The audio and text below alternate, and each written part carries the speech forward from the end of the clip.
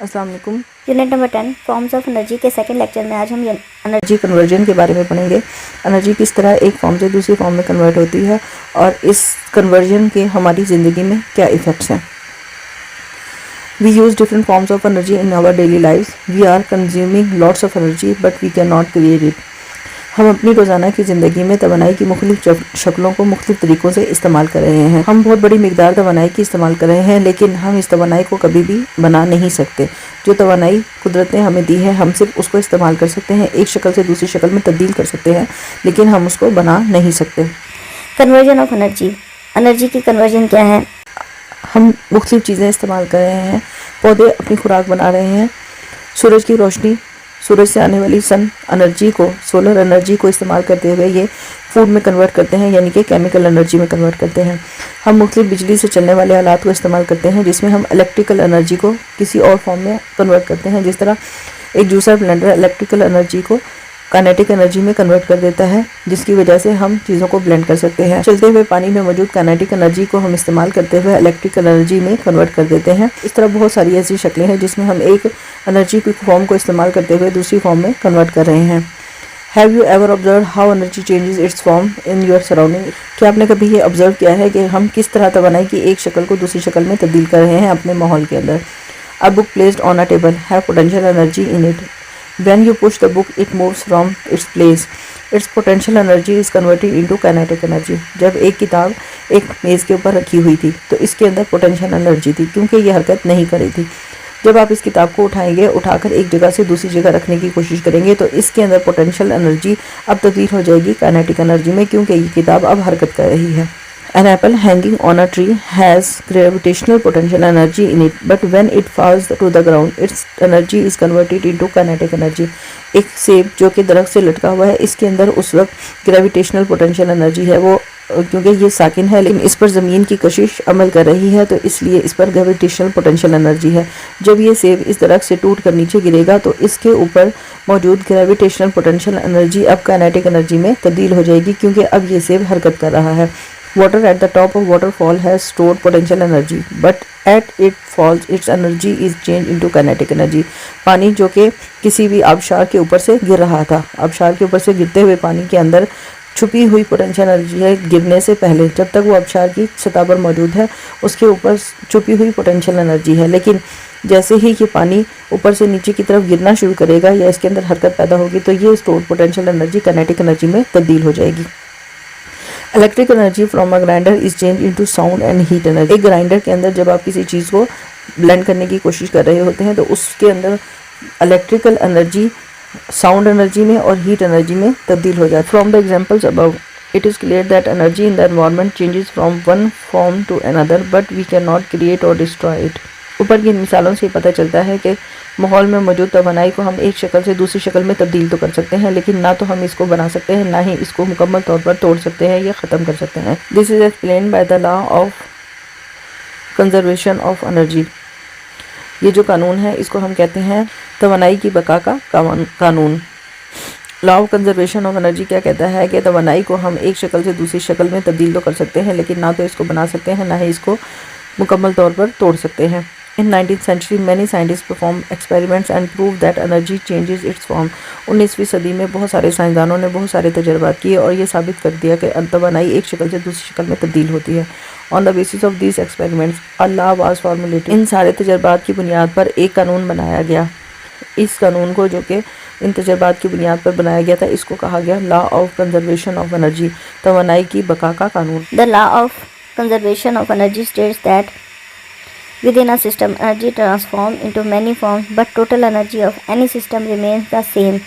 इस कानून के मुताबिक तवानाई जो भी हमारे माहौल में मौजूद है, इसको हम एक शक्ल से दूसरी शक्ल में तब्दील तो कर सकते हैं, इसको ट्रांसफ़र तो कर सकते हैं तवानाई को एक शक्ल से दूसरी शक्ल में, लेकिन किसी भी माहौल के अंदर मौजूद मुकम्मल तवानाई जो टोटल तवानाई है उसको वो बराबर ही रहती है, वो कभी तब्दील नहीं होती, वो कम ज़्यादा नहीं होती।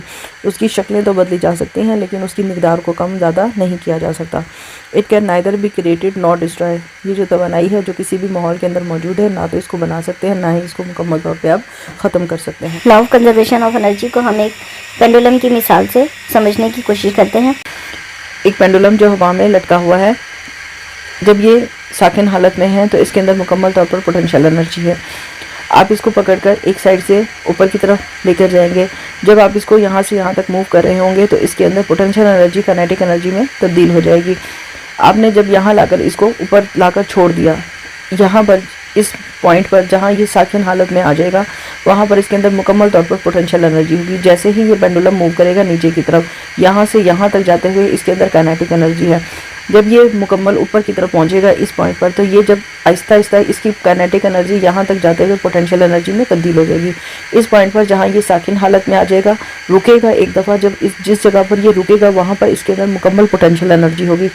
जैसे ही ये यहाँ पर रुकने के बाद दोबारा नीचे की तरफ मूव करना शुरू करेगा, नीचे की तरफ अपनी हरकत शुरू करेगा, तो इसकी पोटेंशियल एनर्जी काइनेटिक एनर्जी में तब्दील हो जाएगी। तो इस तरह इस सिस्टम के अंदर काइनेटिक एनर्जी पोटेंशियल एनर्जी में, पोटेंशियल एनर्जी काइनेटिक एनर्जी में तब्दील तो हो रही है, लेकिन किसी भी पॉइंट पर अगर एज अ होल पूरे सिस्टम की एनर्जी को देखा जाए तो ना तो काइनेटिक एनर्जी ना ही पोटेंशियल एनर्जी किसी भी मकाम पर ना बन रही है ना ख़त्म हो रही है, दोनों तब्दील हो रही हैं एक शक्ल से दूसरी शक्ल में। For example, when we swing a pendulum upward it stop at the top briefly.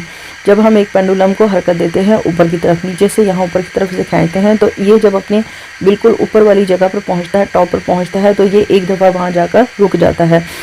At this point it has maximum potential energy but zero kinetic energy. जब ये यहाँ पर ऊपर इस पॉइंट पर पहुँचा है, टॉप पर पहुँचा है, तो इसके अंदर अब पोटेंशियल एनर्जी है और बिल्कुल ज़ीरो काइनेटिक एनर्जी है, क्योंकि ये यहाँ पर आकर साकिन हालत में आ गया है। So the total energy of the system is potential energy. इस वक्त क्योंकि ये साकिन हालत में है तो इस पूरे सिस्टम की जो एनर्जी है, तवानाई है, वो इस वक्त पोटेंशियल एनर्जी है। When it swing backs down, potential energy changes into kinetic energy। जब ये यहाँ से आकर एक दफ़ा रुकने के बाद अब दोबारा अपनी हरकत शुरू कर रहा है, तो इसकी पोटेंशियल एनर्जी काइनेटिक एनर्जी में तब्दील हो रही है। At all times the sum of energies remains constant. यहाँ पर इन सारी तवानाइयों को आप मिला लें, प्लस कर लें, potential energy plus kinetic energy, तो जवाब हमेशा बराबर होगा। ठीक है। फॉर एग्जांपल, अगर यहाँ पर एनर्जी 10 जूल है तो काइनेटिक एनर्जी और पोटेंशियल एनर्जी को मिलाकर टोटल एनर्जी हमेशा 10 ही रहेगी। ये हो सकता है कि पोटेंशियल एनर्जी कहीं पर 5 हो, कहीं पर दोनों 5 हो, कहीं पर ये 10 हो, ये 0 हो, लेकिन हमेशा इन दोनों का जो सम होगा वो बराबर ही होगा। But the energy dissipates gradually because of the friction. हाँ, ये ज़रूर होगा कि जो तवानाई है उसकी मिकदार आहिस्ता आहिस्ता कम होना शुरू हो जाएगी रगड़ की वजह से। फ्रिक्शन कहते हैं रगड़ को। यहाँ इस पेंडुलम के ऊपर हवा के मालिक्यूल्स रगड़ या फ्रिक्शन पैदा कर रहे हैं। However, it is observed that during energy transformation, some energy is lost and disappear in the atmosphere। ये देखा गया है कि जब एनर्जी एक शक्ल से दूसरी शक्ल में ट्रांसफ़र हो रही है, तब्दील हो रही है, तो कुछ तवानाई माहौल के अंदर या तो ज़ाया हो जाती है या गुम हो जाती है। Energy play a vital role in our environment. तवानाई हमारी ज़िंदगी में बहुत ज़्यादा अहम किरदार अदा कर रही है। Our modern way of life seems impossible without the use of energy. हमारे जदीद तरीका ज़िंदगी में ये बहुत मुश्किल हो गया है कि हम तवानाई के बगैर ज़िंदगी गुजारें।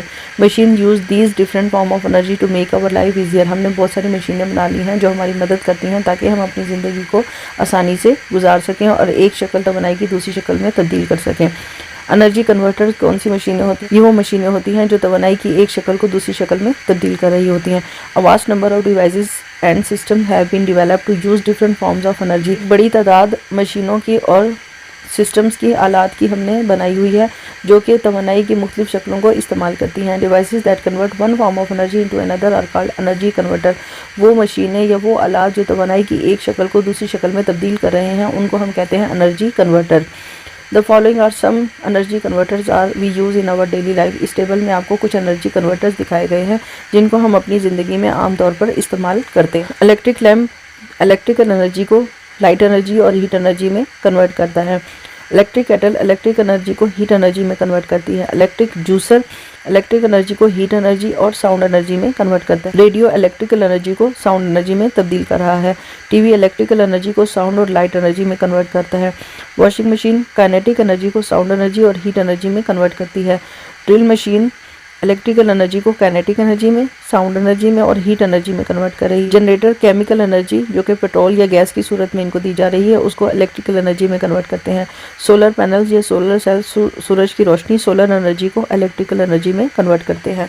अब हम देखेंगे तो कि माहौल में मिलने वाली तवानाई हमें कहाँ से और किन किन शक्लों में हासिल होती है। सोर्सेज ऑफ एनर्जी, तवानाई को ज़राए को हम दो कैटेगरीज में डिवाइड करते हैं, नॉन रिन्यूएबल रिसोर्सेज और renewable resources. Non renewable resources वो हैं जिनको आप एक बार इस्तेमाल कर लें तो वो दोबारा आपको हासिल नहीं होते, दोबारा इस्तेमाल के लिए आपको वो नहीं मिलेंगे, या उनको तैयार होने में बहुत लंबा अरसा हज़ारों करोड़ों साल लग जाएंगे। रिन्यूएबल रिसोर्सेज वो रिसोर्सेज हैं जिनको आप एक बार इस्तेमाल कर लें तो वो दोबारा आपको उतनी ही मिकदार और उसी तरह पहले की तरह इस्तेमाल के लिए मिल जाएंगे। हीट टू कुक फूड, हम हरारत इस्तेमाल करते हैं खाना पकाने के लिए। Our cars runs with petrol, हमारी गाड़ियाँ पेट्रोल से चलती हैं। Our machine can not work properly without electricity, हमारी मशीनें बिजली के बगैर अपना काम नहीं कर सकती। Have you ever wondered from where energy comes for these activities, क्या आपने कभी ये सोचा है कि ये जो तवानाई आप इन मुख्तलिफ आलात में इस्तेमाल कर रहे हैं ये कहाँ से आती है। Most of energy we use come from fossil fuel, ज़्यादातर तवानाई जो हम इस्तेमाल कर रहे हैं वो ईंधन से हासिल हो रही है। नॉन रिन्यूएबल रिसोर्सेज वो रिसोर्सेज जो आपने एक बार इस्तेमाल कर लिए तो दोबारा आपको नहीं मिल सकते। Fossil fuels like coal, oil and gases are non renewable resources, ईंधन जैसे कि कोयला, तेल, गैस वगैरह ये नॉन रिन्यूएबल रिसोर्सेज हैं। They are present in limited amount and are produce over million of years, ये वो ज़राए हैं तवानाई के जो कि मिकदार में बहुत मुख्तसर हैं, जिनकी मिकदार फिक्स है और इनको तैयार होने में हज़ारों करोड़ों साल लग जाएंगे। We can not restore them once they are lost, आप इनको दोबारा तैयार नहीं कर सकते, दोबारा नहीं बना सकते, या दोबारा हासिल नहीं कर सकते जब आपने इनको एक दफ़ा खो दिया।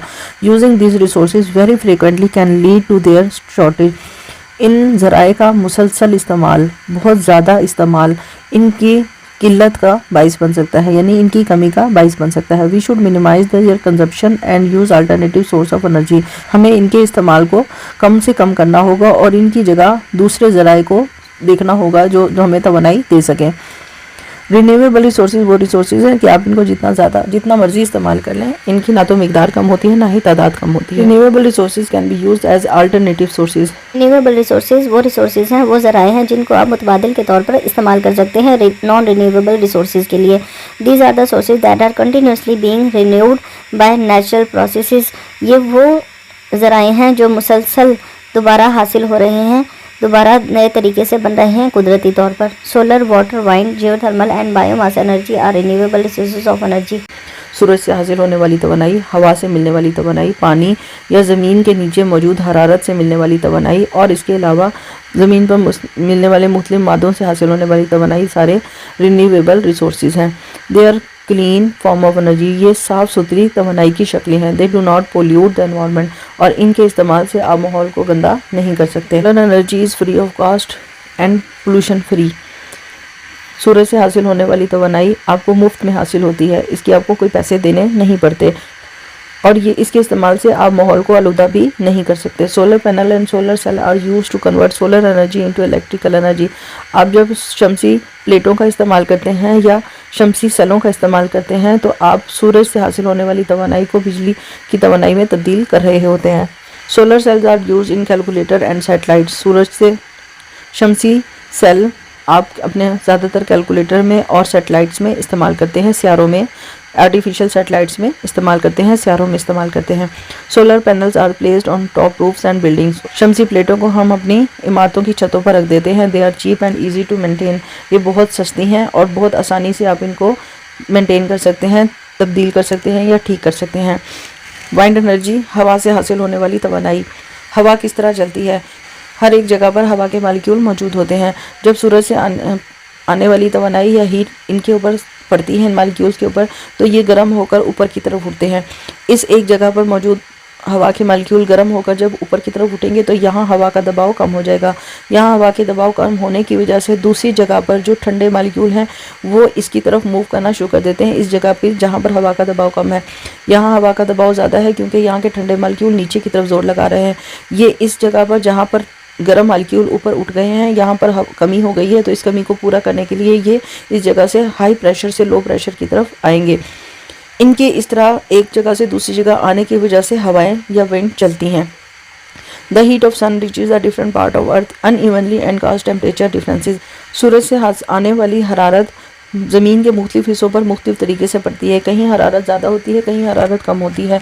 इस हरारत के फ़र्क की वजह से, हीट के फ़र्क की वजह से ज़मीन के मुख्तलिफ हिस्सों का दर्जा हरारत एक ही वक्त में मुख्तलिफ हो सकता है।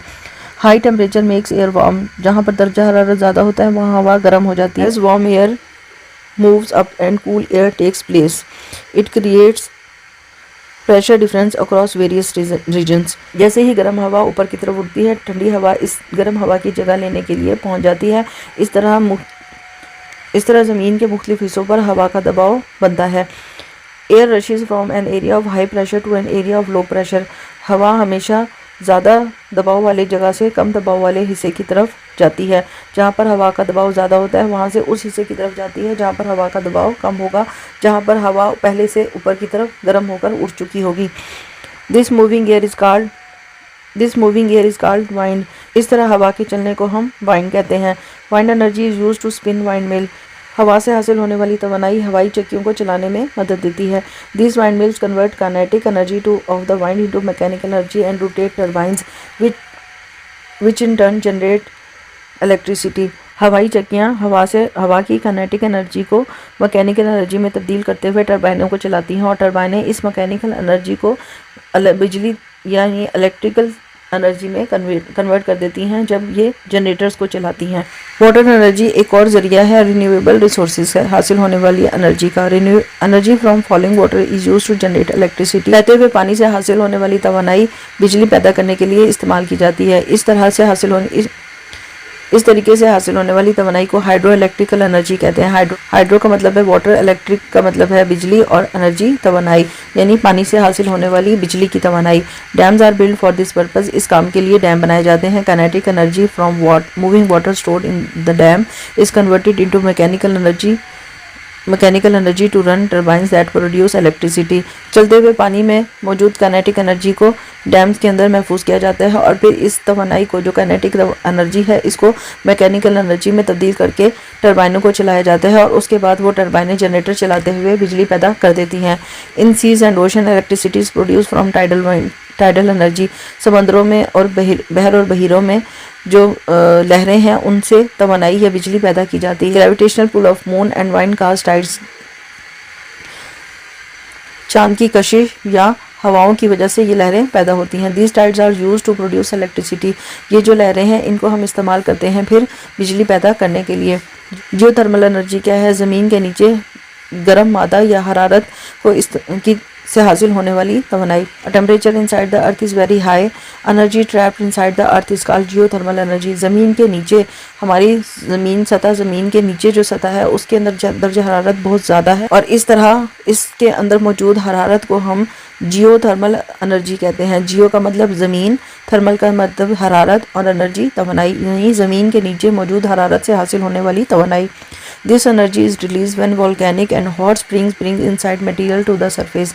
ये तवानाई उस वक्त हासिल होती है, उस वक्त बाहर निकलती है जब कोई आतिशफिशा पड़ता है या गर्म पानी के चश्मे बाहर आ जाते हैं। तो इन दोनों सूरतों में जो तवानाई है वो ज़मीन की सतह पर आ जाती है। In some countries this energy is used to geothermal power station to produce electricity. बहुत सारे ममालिक में इस तरह से निकलने वाली तवानाई को बिजली बनाने के लिए जियोथर्मल पावर स्टेशंस में इस्तेमाल किया जाता है। Energy transfer in the environment. किस तरह माहौल में तवानाई एक शक्ल से दूसरी शक्ल में तब्दील हो रही है। The sun is ultimate source of energy. सबसे बुनियादी और बड़ा ज़रिया तवानाई का सूरज है। Nuclear reaction taking place on the sun produce heat and light. सूरज किस तरह हमें तवानाई देता है? सूरज की सतह पर बहुत सारे न्यूक्लियर अवामिल हो रहे होते हैं जिनकी वजह से हरारत और रोशनी पैदा होती है। Heat energy from the sun causes changes in the weather condition on the अर्थ।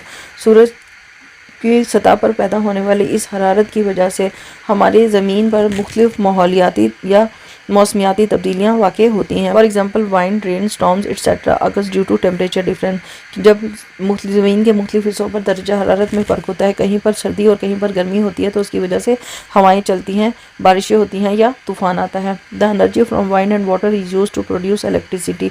हम पानी और हवा से हासिल होने वाली तवानाई को इस्तेमाल करते हैं बिजली बनाने के लिए। Some of the heat energy of the sun is converted into electric energy by solar panels. शमसी प्लेटों को इस्तेमाल करते हुए हम सूरज से हासिल होने वाली हरारत को बिजली बनाने के लिए इस्तेमाल कर लेते हैं। Light energy from the sun is converted into chemical energy by plants. सूरज से हासिल होने वाली तवानाई को पौधे केमिकल एनर्जी में तब्दील कर देते हैं। When animals and humans eat these plants energy is transferred from to their bodies. जब दूसरे जानवर या इंसान इन्हीं पौधों को खुराक के तौर पर इस्तेमाल करते हैं तो इन पौधों के अंदर मौजूद केमिकल एनर्जी दूसरे जिस्मों के अंदर चली जाती है। On decayed the bodies of animal and plants are converted into biofuels. जब यही जानवर या पौधे मर जाते हैं तो इनके जिस्म गल सड़ जाते हैं और ईंधन में तब्दील हो जाते हैं, कुदरती ईंधन में तब्दील हो जाते हैं। During energy transfer, some of energy is lost and dissipated into atmosphere. इस तरह तवानाई की एक शक्ल से दूसरी शक्ल में तब्दीली के दौरान बहुत ज़्यादा मिकदार तवानाई की कुछ मिकदार तवानाई की या तो ज़ाया हो जाती है या माहौल में गायब हो जाती है। Birds and other animals get electrocuted from power lines only if they touch another lines simultaneously because it creates a complete circuit. जब किसी बिजली की तार पर मौजूद होते हैं तो इनको उस वक्त करंट लगता है जब ये एक तार से दूसरी तार के दरमियान टच हो जाए। तार पर बैठे हुए वो दूसरी तार को टच कर लेते हैं। इस टचिंग के दौरान बिजली का सर्किट पूरा होने की वजह से इनको करंट लगता है और ये मर जाते हैं। जब ये सिर्फ एक तार पर बैठे हुए होते हैं तो इनको करंट इसलिए नहीं लगता क्योंकि इस वक्त इस तार के अंदर या मस्बत चार्ज है या मनफी चार्ज है, तो ये करंट का सर्किट पूरा नहीं होता। एक तार के अंदर मस्बत चार्ज होता है और एक में मनफी चार्ज होता है। जब ये परिंदे दूसरी तार को टच करते हैं तो मस्बत और मनफी चार्ज का जो सर्किट है वो कंप्लीट होता है और इस तरह इन परिंदों को करंट लग जाता है। तमाम चैप्टर्स की कंप्लीट सॉल्व एक्टिविटीज़ और एक्सरसाइजेस के लिए वेबसाइट www.abdirinfo.com पर विजिट करें। किसी भी क्लास के साइंस या बायोलॉजी के लेक्चर्स हासिल करने के लिए चैनल को सब्सक्राइब करें और कमेंट बॉक्स में डिमांड लिखकर मैसेज करें।